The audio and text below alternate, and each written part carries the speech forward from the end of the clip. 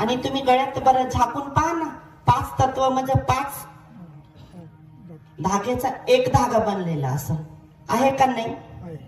जेव्हा तुम्ही ते गळ्यात टाकसाल ना, तेव्हा तुमचे जीवनातले अडचणी मी दूर करल. ते कसे दूर करल ते सर्वांनी ऐकायचं आहे. जेव्हा तुम्ही रस्त्याने जासाल आणि तेव्हा तुमची गाडी अडचणीत टाकणार, त्यावेळेस तुम्हाला ते देवांच्या माध्यमातून तुम्हाला मी सांभाळ करून घेईन. जे वेळेस या महामारी सारखे दुःख नाही येतील,